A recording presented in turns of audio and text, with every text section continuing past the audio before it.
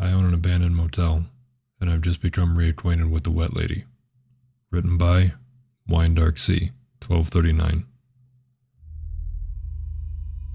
What if you did the interiors in a light sage green? You read my mind, Mom. I sat curled up on the couch in my cottage, trying not to stare at the notebook resting on the coffee table several feet away. I hadn't dared open it yet, and calling my mom was an effective stalling mechanism. I had taken a hot shower and was wrapped in multiple blankets, but when I closed my eyes, I could still see that terrible, churning sky. So, what else is going on with you? I asked, desperate for a bit of normalcy, or rather, what had passed for normalcy between us since Dad's accident. I've actually been meaning to tell you. You remember that travel agent I was working with last year? She called me today. Told me they've had a last-minute cancellation for the cruise around the world. Over 100 days, round trip from Miami. It leaves next week. I don't know if you remember, but that trip had always been Dad's dream. I finished the sentence. I think you should go. Dad would have wanted you to go. Thanks, honey.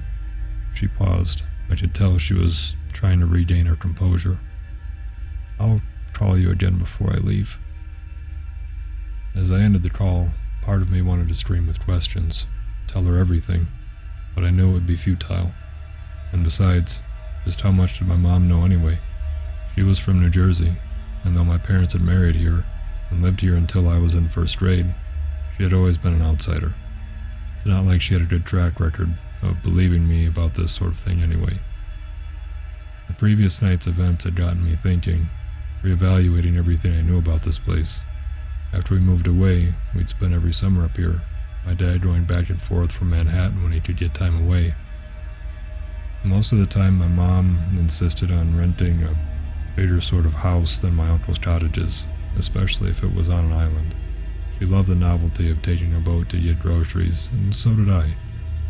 I always imagined being a pirate smuggling loot, but one summer, the house we were renting wasn't available for the last few days of our planned trip, and rather than go home early, my uncle offered us one of the cottages.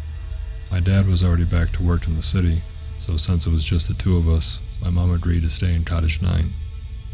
I was 7 years old and was glad for the extra time. My uncle's dock was a great fishing spot.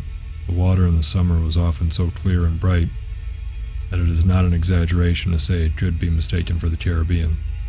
I would often sit with my feet splashing around for hours, just watching the boats go by, lacing around the patchwork greens of the islands dotting the river, weaving in and out of the border between two countries. I'd keep a tally of their flags, stars, and stripes versus maple leaves. But that day I hadn't been in the water. It was overcast and humid, and I had spent that day mostly curled up with my sketchbook on the porch of our cottage. So I was taken aback when my mom burst through the door in an uncharacteristic rage. Nora, what's the matter with you? I thought you knew better than tracking wet footprints through the house. I didn't. I haven't been swimming today. My mom shook her head in belief. Then what's this? She gestured inside. I sullenly followed her, brimming with injustice. My stomach sank. She was right. There was a trail of sloppy, wet footprints leading from the front door to the back bedroom, culminating in a large puddle in front of the door. It wasn't me, I said, my voice barely above a whisper. My mom was not pleased with the denial. I can't believe you. She threw me a couple towels. Clean it up. My face burned with indignation, but I began to wipe up the footprints anyway. It didn't take that long at all, but I was struck just by how cold the water was. It was absolutely freezing, strange for such a small amount of water on a hot day. It was unsettling, though at age 7 I just assumed it wouldn't be so odd if friendly woodland creatures trapezed around these cottages. I was more upset that my mother hadn't believed me when I told her I didn't make the mess. I made sure she saw how mad I was at dinner, refusing to speak to her while inhaling my hot dog, pointedly looking past her while slurping my lemonade. My mom sighed. Listen, Nora, I'm sorry for yelling earlier. I know you didn't do it on purpose. Can we be friends now? I didn't do it at all, though. She shook her head as she brought her plates to the sink. While I tried to not be as cross the rest of the night, we both were mildly annoyed with each other and went to bed earlier than usual. Despite the day's unpleasantness, I immediately fell into a deep sleep, as only children can. I opened my eyes hours later. The clock read 3 in the morning. Confused as to what had woken me, I sat up and looked around. My mom was sound asleep. The room was quiet. I decided I needed to use the bathroom since I was already awake. As I carefully opened the bedroom door so as to not wake my mother, my bare foot made contact with another giant puddle of freezing cold water, sending a chill up and down my little body. I somehow managed to suppress a cry. Down the hallway, I could see something in the living room. A person, it looked like, standing with its back towards me. Maybe Martina is back, I thought hopefully. She would often be doing things around the property at all hours, though she had been noticeably absent the couple of days we had been at the cottages. I took several hesitant steps forward, eyes straining to see the visitor in the dark. The person appeared to be a woman, but it had long, pale hair. It stood dripping wet from head to toe, as though it had just left the waters of the river. My heart began to palpitate frantically. Not Martina, not Martina, not Martina. Just when the floorboards under my feet made an agonizing creak. With unnatural speed, the thing's head whipped around. I couldn't scream, but tears began to flow down my cheeks in terror. The thing, maybe it had been a person once, had no eyes, just dismal pools of blackness, its nose long rotted away. It beckoned to me with dripping, emaciated arms. No, I whimpered, shaking my head, as though that would dispel the nightmare before me. The thing's mouth opened, and it emitted a strangled, wretched shriek as if the last breath before drowning. And that was the last thing I remembered before crumpling to the ground. Nora? Wake up, Nora! I awoke coughing up water, completely soaked from my head to my pajamas. I was on the ground. The dock glowed red before me in the first light of the sunrise. My mother gathered me in her arms. She was sweating, so warm. I was so cold.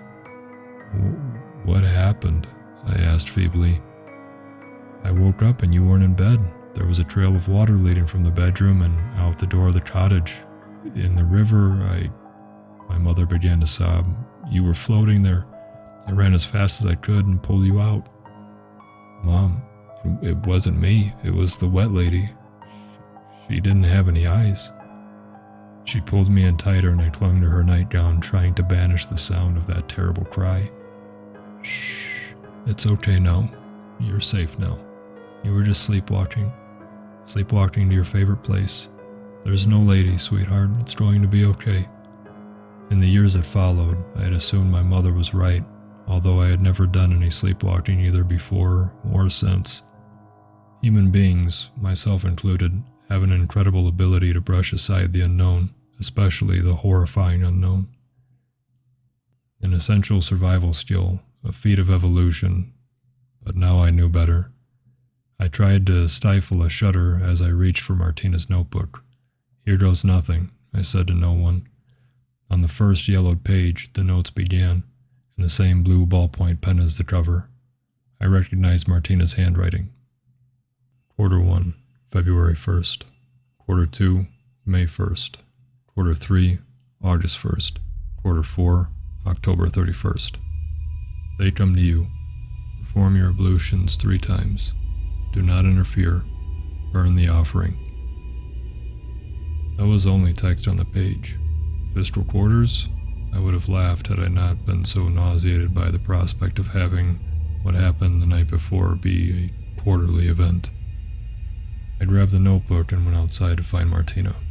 I found her sitting in a folding chair at the dock, dressed in her warmest parka, a woolen hat with cat ears pulled over her head, a thick cat blanket wrapped around her legs. She was fishing. We need to talk, I said, waving the notebook. She shrugged. Did you read it?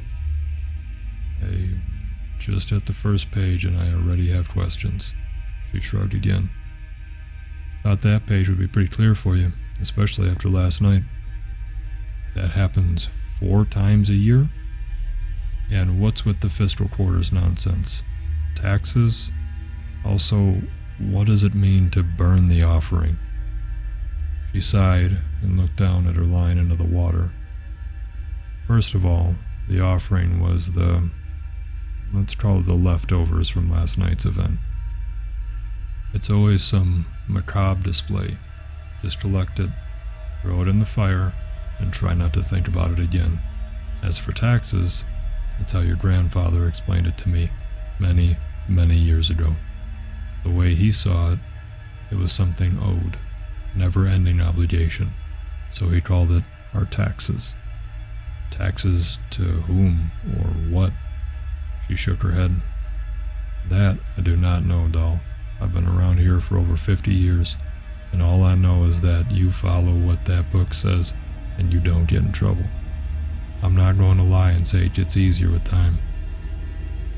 Then why not tell me the day I got here? Why bother humoring me with my idiotic renovation plans? There's no way I can open this place as a business. Your grandfather did. Avoid the cursed cottages. Close the place down on tax days. Cursed cottages? You really didn't get past page 1, did you? She pointed to the notebook in my hand expectantly. I flipped past the first page. More neat printing in pen. Cottages. Numbers 1, 2, 3, 6, 7, 8, 10, 11, 12, 15. Maintain as usual. The remaining cottages had a series of, taxes listed, along with a timetable for payment.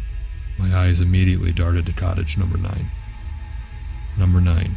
A pair of blue marbles, one freshly caught river perch. Confirm receipt of payment. Payment schedule, every 3 weeks. Martina had carefully listed every date of payment for the past 20 years. I looked at the date of the most recent one. My heart sank. You've got to be kidding me. Why do you think I'm out here freezing my ass off fishing in February? Shit. Oh, cottage number 9 is a piece of cake compared to last night. Martina, I met the thing in cottage number 9. The wet lady. She almost drowned me when I was 7. Martina looked aghast. Impossible. When was this? You never stayed in any cottage besides your uncle's. Late summer 1999, a few days before Labor Day, I think. She swore as she pulled in a perch. Fucking Jake, she said, taking out the hook. She tossed the perch into a bucket of water. Who was Jake? My mother in Rochester was sick.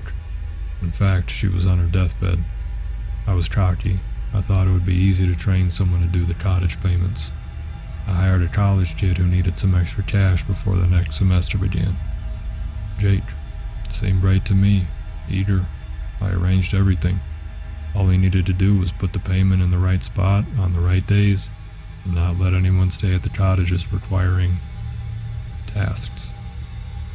I left him a calendar with everything circled, and still he fucked it up.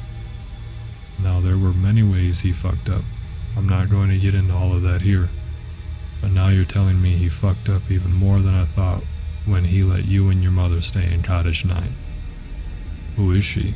The wet lady. Martina laughed dryly. A wet lady, eh? Never thought of her by that name, but I guess it fits. To be fair, I was 7.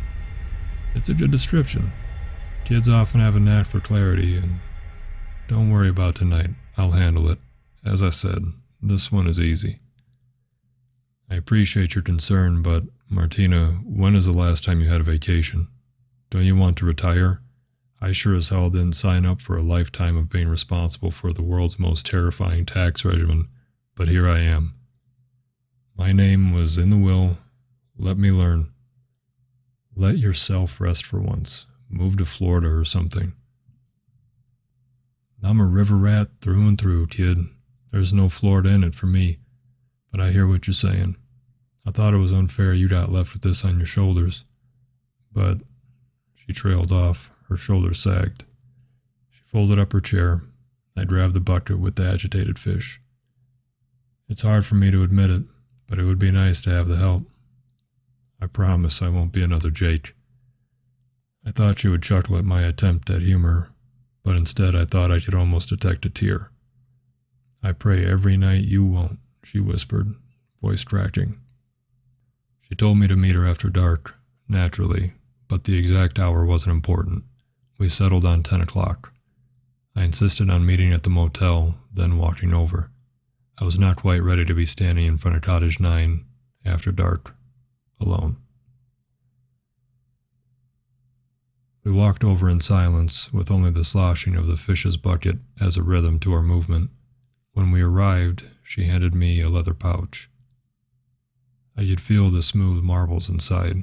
The cottage looked completely ordinary, the same pretty wood trim around the gables as the others, an attractive porch, though the screen on this one was perforated in several spots. Martina hobbled over to the door and put down the bucket, splashing a little excess water over the side. At the sound of the water, I could hear a scurrying sound from inside the cottage that froze me to my place, hand clenched around the bag with the marbles. Martina had hurried behind a bush just out of view and was violently gesticulating for me to put the marbles down and go. My chest was tight. I couldn't move. My breath came in short, stuttering spurts. Before I could shake myself out of my panic, the door flew open and there before me was the wet lady. The black holes locked on to me, and it cocked its head almost as if in recognition.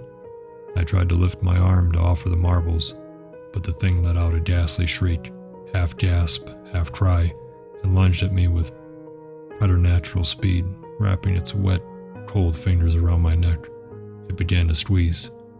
Martina was screaming, "Nora, the marbles, damn it." I shut my eyes, tight against the horror choking the life out of me. With that burst of energy that only comes in the moments of life or death, I raised my hand clutching the marbles and shoved it into the thing's face. With a growl, it dropped me, sputtering to the ground, and snatched the marbles out of the leather bag. Weak and dazed, I began to crawl away slowly, hoping the creature's interest was sufficiently diverted.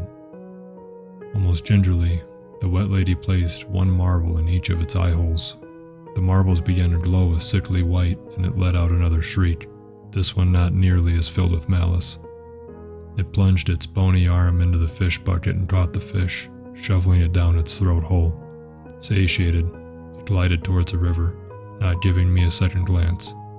Terrible eyes illuminated, and dove into the water.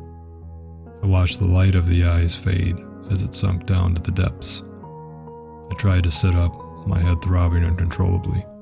Martina stood over me, visibly relieved. I'm going to be okay, I choked out. Well, she said. That was clearly a learning experience.